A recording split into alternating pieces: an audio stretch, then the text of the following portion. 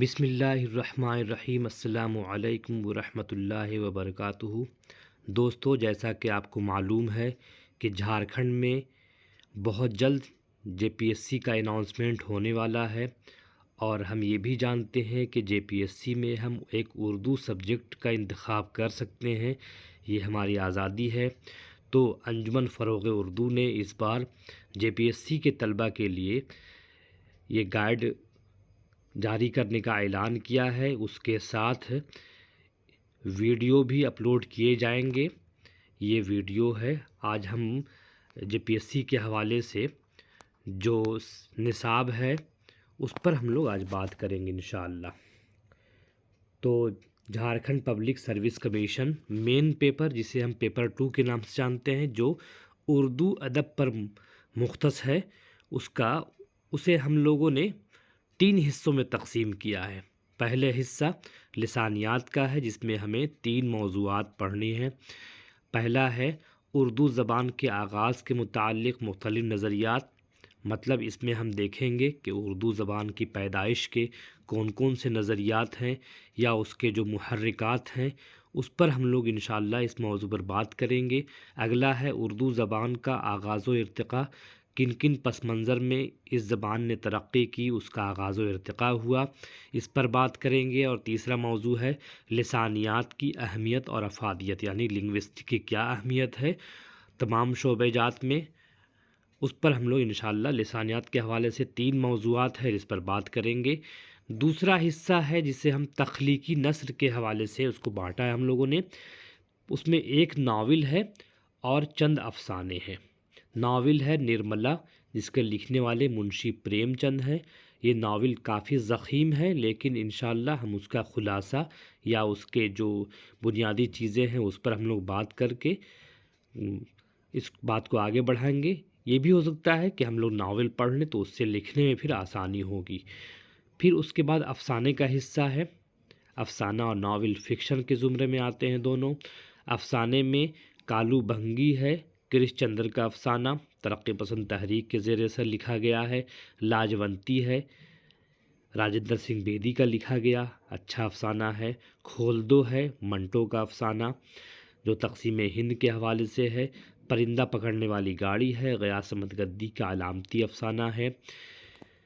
اور آخری افسانہ ہے مسز جان، شین اختر کا افسانہ ترقی پسندی کے تناظر میں لکھا گیا، جھارکھنڈ کے قبائلی پس منظر کے حوالے سے۔ تو یہ افسانے ہیں اور ایک ناول ہے، یہ آپ لوگوں کو پڑھنا ہے۔ اس کے بعد ہم لوگ اگلا حصہ دیکھیں گے، تو اگلا حصہ شاعری ہے۔ حصہ شاعری کو ہم نے 2 حصوں میں تقسیم کیا ہے۔ پہلا ہے غزل۔ غزل میں ہم لوگوں کے 3 شعراء ہیں۔ مرزا غالب کی 2 غزلیں ہیں، ہزاروں خواہشیں ایسی کہ ہر خواہش پہ دم نکلے۔ دوسری غزل ہے یہ نہ تھی ہماری قسمت کہ وصال یار ہوتا۔ اسی طرح میر تقی میر کی 2 غزلیں، الٹی ہو گئی سب تدبیریں کچھ نہ دوانے کام کیا۔ اور دوسری غزل ہے شام سے کچھ بجھا سا رہتا ہے۔ اور حسرت موہانی کی ایک غزل ہے چپکے چپکے رات دن آنسو بہانا یاد ہے۔ یہ 5 غزلیں ہیں اور 3 شعراء ہیں۔ تو تینوں شعراء کے حوالے سے ہمیں جاننا ہوگا، ان کے فنی خصوصیات جاننی ہوں گی۔ اس کے علاوہ جو اشعار ہیں ان کی تشریح کیسے کی جاتی ہے اس پر بھی ہم لوگ بات کریں گے۔ اور حصہ شاعری میں نظم کے حصے پر ہم لوگ بات کریں گے، تو یہاں بھی ہمیں 5 نظمیں دکھائی دے رہی ہیں اور 4 شعراء کی الگ الگ نظمیں ہیں۔ علامہ اقبال کا شمار نظم کے حوالے سے خاصا اہم ہے۔ لینن خدا کے حضور میں اور ساقی نامہ، ان کی 2 نظمیں ہیں، بہت مشہور نظمیں ہیں، ان پر ہم لوگ بات کریں گے۔ اکبر الہ آبادی کی نظم ہے نصیحت اخلاق، وہاب دانش کی نظم ہے بلائے زمینی علامتی نظم ہے، اور جمیل مظہری کی نظم ہے ارتقاء۔ اس میں ہم لوگ علامہ اقبال، اکبر الہ آبادی، وہاب دانش اور جمیل مظہری کی سوانح عمری کے ساتھ ان کی شعری خصوصیات پر بھی باتیں کریں گے، اور جو نظمیں شامل ہیں نظموں کے حوالے سے ہم لوگ اس کا مرکزی خیال یا نقطہ نظر، اس طرح کی باتوں پر ہم لوگ ڈسکس کریں گے انشاءاللہ۔ تیسرا حصہ ہے قواعد کا۔ قواعد میں متضاد ہے، جنس ہے، خطوط نویسی ہے، درخواست نویسی ہے، الفاظ معانی ہے، واحد جمع ہے اور خلاصہ ہے۔ یہ سب چیزیں ہم لوگ انشاءاللہ قواعد کے حوالے سے پڑھیں گے، دیکھنے کی کوشش کریں گے۔ کچھ بھی مشکل نہیں ہے، ہر چیز کا اصول ہے، اور ان اصولوں کے تحت ہم لوگ اگر متضاد کی بات کریں، جنس کی بات کریں، الفاظ معنی کی بات کریں یا واحد جمع کی بات کریں، تمام چیزیں آسان لگنے لگتی ہیں۔ آپ کو گھبرانے کی بالکل ضرورت نہیں ہے، ہم لوگ انشاءاللہ آپ کے ساتھ ہیں۔ جو طلبہ اردو سے محبت کرتے ہیں اور انہیں لگتا ہے اگر کہ اردو میں وہ اچھا کر سکتے ہیں تو بالکل اردو کا انتخاب کریں۔ اس بار انشاءاللہ آپ کو مواد ملے گا اور ویڈیوز بھی ملیں گی، لیکن ہاں اس سے پہلے ایک شرط یہ ہے کہ ابھی سے آپ لوگ لکھنے کی پریکٹس شروع کر دیں، لکھنے کی پریکٹس۔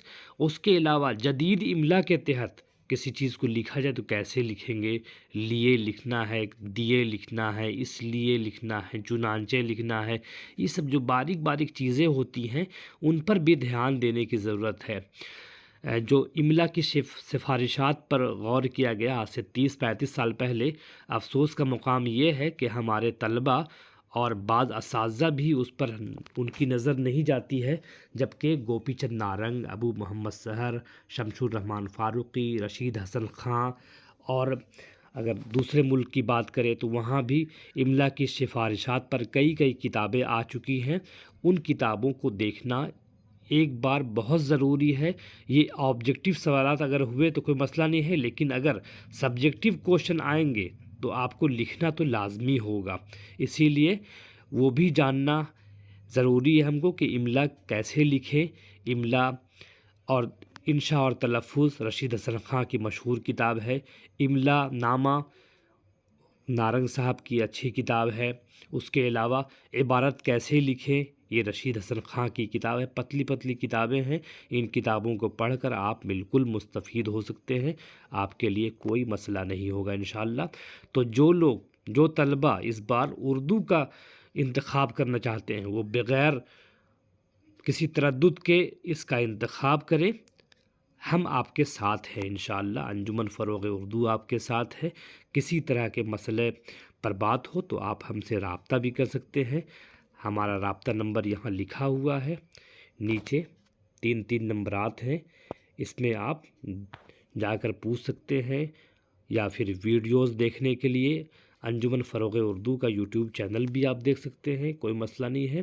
ہمارا تعاون آپ کے ساتھ رہے گا انشاءاللہ، اور ہم ہر 2-3-4 دن پر ایک یوٹیوب میں چیزیں اپلوڈ کرتے رہیں گے تاکہ آپ کا ذہن بنے اور آپ اردو کے لیے کام کر سکیں، اور اردو سبجیکٹ لے کر آپ اپنے آپ کو اچھا کرنے کی کوشش کریں انشاءاللہ۔